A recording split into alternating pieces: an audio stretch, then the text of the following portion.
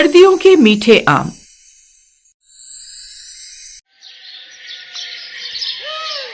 ये कहानी है नंदिनी की, जो अपने घर की इकलौती लाडली बेटी थी।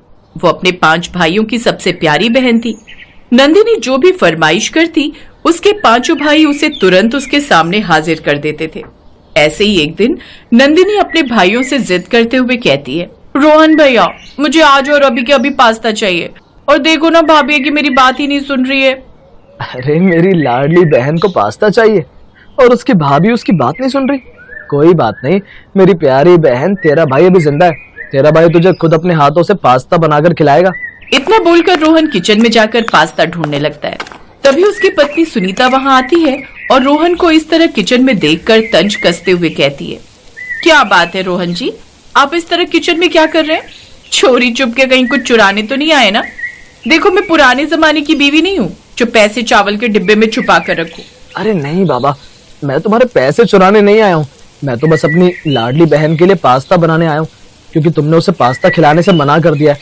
तुम जानती हो ना सुनीता कि वो हम 5 भाइयों की इकलौती बहन है। हमने उसे आज तक किसी चीज की कमी नहीं होने दी, फिर आज एक पास्ता के लिए हम उसकी आंखों में आंसू कैसे देख सकते हैं? रोहन जी, आप लोगों के इसी लाड प्यार ने नंदिनी को बिगाड़ कर रख दिया है। अरे रोज रोज मैदा खाएगी तो उसके पेट में दर्द हो जाएगा, इसीलिए मैंने उसे पास्ता खाने से मना किया था। लेकिन आप लोगों की अपनी बहन को सिर पर चढ़ाए जा रहे हैं। भगवान न करे कल को उसकी सेहत में कुछ दिक्कत हो गई, तब आप क्या करेंगे? सुनीता ये बोल ही रही होती है कि तभी उसका देवर मोहित वहां आता है और बीच में टोकते हुए कहता है, शुभ शुभ बोलिए भाभी, हमारी बहन हमारी जान है और हम अपनी बहन की हर ख्वाहिश पूरी करेंगे, चाहे वो पास्ता हो या कुछ और। अगर हमारी बहन ने हमसे चांद भी मांग लिया तो हम उसके लिए चांद भी तोड़ कर ले आएंगे। मोहित की ऐसी बातें सुनकर सुनीता अपना सिर पकड़कर वहीं बैठ जाती है। कुछ देर बाद सुनीता वहां से चली जाती है और मोहित और रोहन मिलकर अपनी बहन के लिए पास्ता बनाने लगते हैं। जब पास्ता बनकर तैयार हो जाता है तो नंदिनी बड़े ही चटकारे लेकर उसे खाती है। समय बीतता जाता है और देखते ही देखते कड़ाके की ठंड का मौसम शुरू हो जाता है। एक दिन नंदिनी अपने फोन में रील देख रही होती है, तभी उसकी नजर रसीले मीठे आमों पर पड़ती है।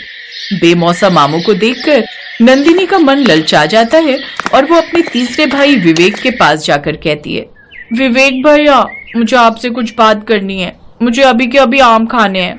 नंदिनी, तू पागल हो गई है क्या? बाहर देख कितनी धुंध है, हाथ पैर जम रहे और तुझे आम खाने? इस मौसम में आम कहाँ से आएंगे? मुझे कुछ नहीं पता। आपने ही कहा था ना कि जो मैं मांगूंगी वो मिलेगा। अब आप लाओगे या मैं रोना शुरू कर दूं? नंदिनी और विवेक आपस में बात कर ही रहे होते हैं कि तभी वहां सुनीता आती है और नंदिनी की बात सुनकर अपना सिर पकड़ लेती है। अरे ओ लाडली, जरा होश में आ। जनवरी की ठंड में आम मांग रही है। कहीं से एक आध मिल भी गया तो वो खट्टा होगा, गला पकड़ेगा और फिर डॉक्टर के चक्कर लगाने पड़ेंगे। रहने दे अपनी ये बचकानी से।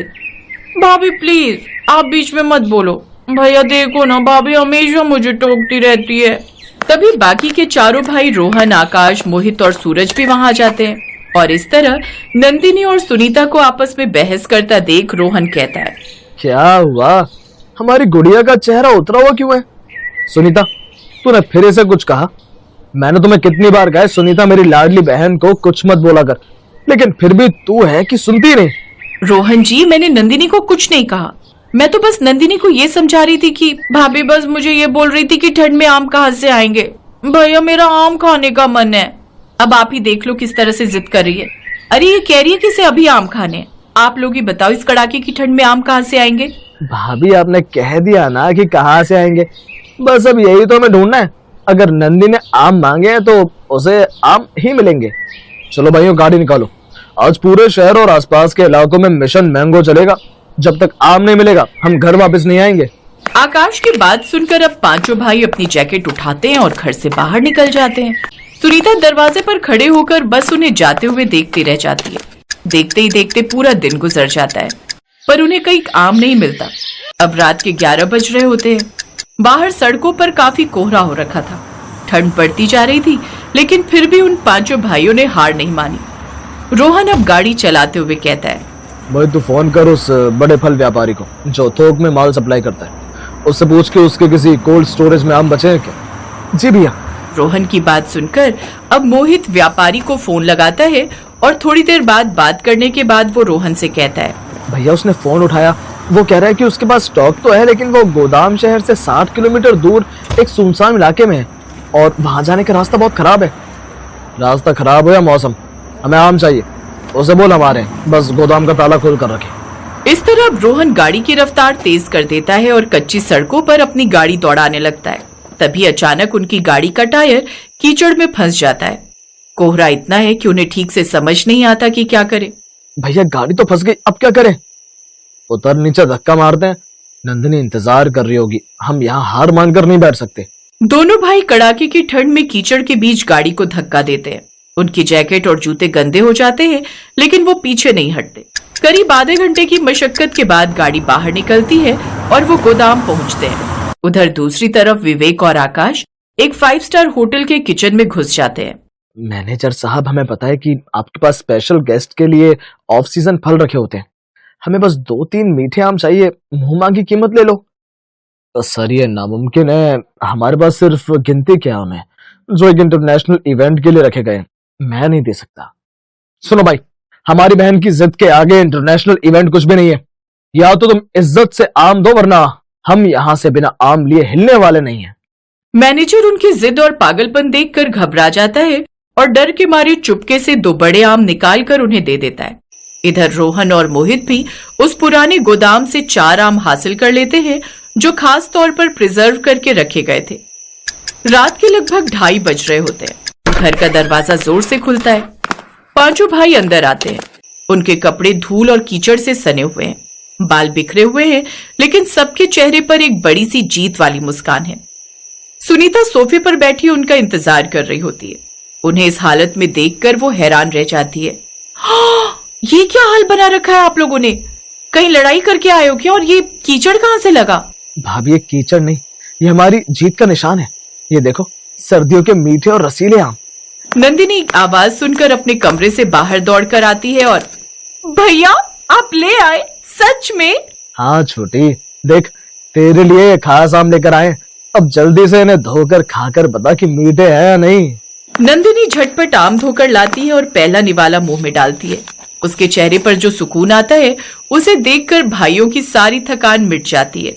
भैया ये तो बहुत मीठे हैं। आप लोग दुनिया के सबसे बेस्ट भाई हो। तुम सब के सब पागल हो। एक आम के लिए पूरी रात शहर नाप दिया, अपनी गाड़ियां खराब की और तबीयत का भी ख्याल नहीं रखा। इस घर का कुछ नहीं हो सकता। भाभी अभी तो सिर्फ आम लाए। कल अगर ये कह दे कि इसे बारिश में भीगना है तो हम टैंकर बुलाकर इसके लिए बारिश करवा देंगे। आकाश की बातें सुनकर अब नंदिनी के साथ साथ उसकी भाभी भी हंसने लगती है और इस तरह उसके घर में रात के 2:30 बजे हंसने की आवाज गूंजती है।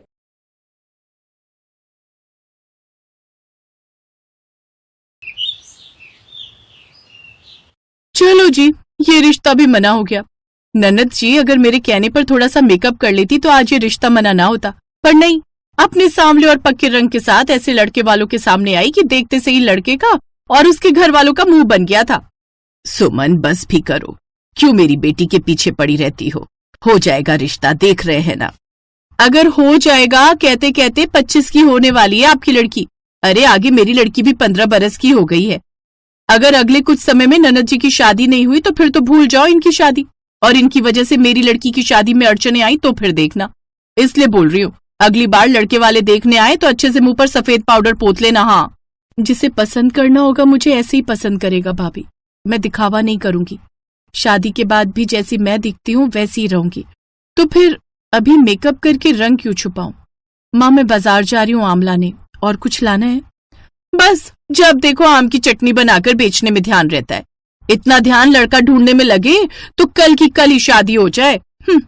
बुआ मैं भी आपके साथ बाजार चलूं? वरना मम्मी मेरे से आपकी बुराइयां करती हैं, फिर मेरा दिमाग खराब हो जाता है।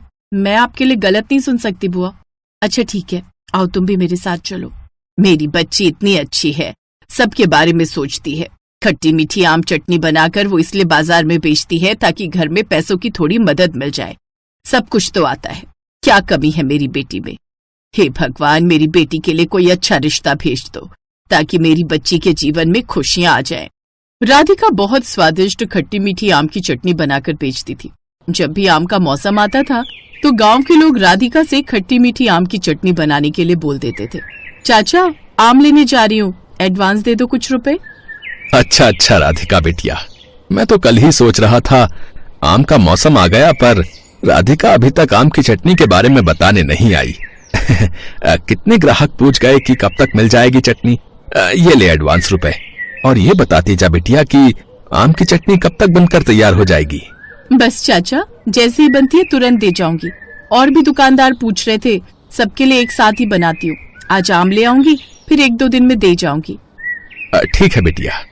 राधिका को आम की चटनी बेचकर इतनी कमाई तो हो ही जाती थी कि वो अपने भाई की मदद कर सके। भैया, मुझे आम की चटनी के ऑर्डर मिल गए। जैसे ही पैसे आएंगे मैं आपको दे दूंगी। आप खेती का सामान ले आना। मुझे पता है गर्मी की वजह से हमारी बहुत सारी खेती खराब हो गई, पर आप चिंता मत करो, मैं ज्यादा से ज्यादा ऑर्डर लेने की कोशिश करूंगी। पर राधिका तो अपनी मेहनत के सारे पैसे मुझे दे देगी तो अपनी शादी के लिए कैसे जोड़ेगी। नहीं, रहने दे, मैं थोड़ा कर्जा लेकर सामान ले आऊंगा। नहीं, आप कर्जा नहीं लोगे भैया। जब आपकी बहन पैसे दे रही है कि तो किसी और से मांगने की कोई जरूरत नहीं। बस 1-2 दिन में मैं आपको इस ऑर्डर के पैसे दे दूंगी। राधिका की अच्छाई उसकी भाभी को कभी नजर नहीं आती थी। उसे तो बस ये था कि कहीं राधा कुमारी बैठी रही तो आगे चलकर उसकी बेटी की शादी में समस्या आएगी। वर्षा, तुझे कितनी बार कहा है घर के कामों में हाथ बटा दिया कर। ससुराल जाएगी तो ये चटनी बनाने से घर वालों का पेट नहीं भरेगा, और खाना पकाना आना चाहिए। सुबह से तू ये चटनी बनवाने में लगी हुई है। जा थोड़ी रोटियां सेक ले, क्योंकि ये महारानी राधिका तो घर के सारे काम छोड़कर बस आम की चटनी बनाने में लग गई है। अब जब तक आमों का मौसम रहेगा तब तक ये चटनी बनाने में ही लगी रहेगी। अब लड़का देखना भी सब भूल गए। सुमन, राधिका आम की चटनी इसलिए बनाती है ताकि घर में मदद कर सके। अगर उसकी शादी नहीं हो रही तो ये थोड़ी है तुम उसे हमेशा सुनाती रहोगी। ये घर राधिका का है, वो इस घर की बेटी है। नहीं हो रही तो हो जाएगी शादी, पर खबरदार जो आज के बाद मेरी बच्ची को कुछ भी गलत बोला। नहीं करना काम तो तुम मत करो, मैं और राधिका कर लेंगे, पर बिना बात के सुनाओ तो मत। भाभी, मैं बस ये चटनी मंदिर दे आऊं, उसके बाद सारी मर्तबान भर कर रख दूंगी। आप रहने दो घर का काम, मैं चटनी का काम खत्म करके घर का कर लूंगी। आप माँ के घर हो आओ। मम्मी, मैं नानी के घर नहीं जाऊंगी। बुआ पीछे से अकेले इतना काम नहीं कर पाएंगी। नहीं, तू मेरे साथ जाएगी, अकेले नहीं जाऊंगी मैं, सुना। कोई बात नहीं वर्षा, तुम मम्मी के साथ चली जाओ, सारा तो तुमने करवा ही दिया है। वर्षा सुमन के साथ नानी के घर चली गई। इधर राधिका आम की चटनी लेकर मंदिर पहुंची। राधिका का नियम था हर साल जब भी वो आम की चटनी बनाती थी तो सबसे पहले मंदिर के पंडित जी को देती थी। राम राम पंडित जी। राम राम राधिका बिटिया। मैं सोच ही रहा था कि बिटिया रानी मिलने नहीं आई, और पंडिताइन भी तुम्हारे हाथों की खट्टी मीठी चटनी को याद कर रही थी। पंडित जी, वही तो लाई हूँ, ये लीजिए। अरे, इतना बड़ा मर्तबान, ये तो बहुत सारी है बिटिया। पंडित जी, कम से कम कुछ महीने तो चल जाए, इसलिए ज्यादा लाई हूँ, फिर अगले साल बनेगी। अच्छा बिटिया, एक काम करता हूँ, सबसे पहले भगवान को भोग लगा देता हूँ।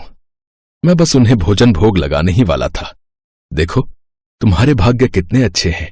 सुबह सुबह की पहली थाली में तुम्हारे हाथों की आम की खट्टी मीठी चटनी भगवान को भोग लग रही है।